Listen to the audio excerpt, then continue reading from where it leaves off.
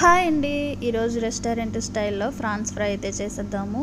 నీట్గా కడిగి తీసుకున్న ప్రాన్స్ తీసుకొని ఇందులో 1 స్పూన్ కార్న్ఫ్లోర్, 1 స్పూన్ మైదా, 1 స్పూన్ అల్లం వెల్లుల్లి పేస్ట్, 1 చిటికెడు పసుపు, 2 స్పూన్స్ మిరియాల పొడి, 1 స్పూన్ సాల్ట్ వేసుకొని ఇలా బాగా బీట్ చేసుకున్న ఎగ్ను వేసి బాగా మిక్స్ చేసుకోవాలి.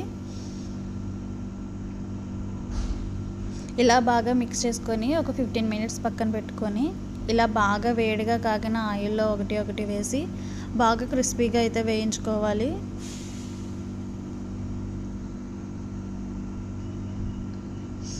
ఇలా బాగా కాగిన ఆయిల్లో వేయించుకుంటేనే బాగా క్రిస్పీగా అయితే ఇలా వేగుతాయి. ఇప్పుడు స్టవ్ మీద ప్యాన్ పెట్టుకొని ఇలా అల్లం వెల్లుల్లి కూడా చిన్న చిన్న పీసెస్గా కట్ చేసుకొని వేయించుకోవాలి.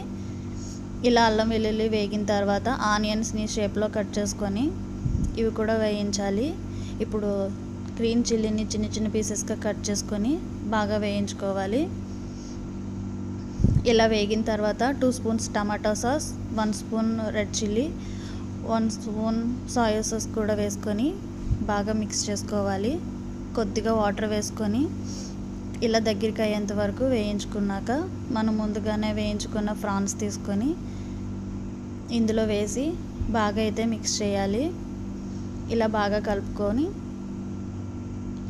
కలుపుకుంటే అంతే, రెస్టారెంట్ స్టైల్లో ఫ్రాన్స్ ఫ్రై అయితే రెడీ అయిపోయింది. ఎంతో క్రిస్పీగా, ఎంతో కారంగా చాలా టేస్ట్గా ఉంటాయి. మీరు కూడా ట్రై చేసేయండి. నా వీడియో నచ్చితే లైక్ చేయండి, షేర్ చేయండి, సబ్స్క్రైబ్ చేసుకోండి.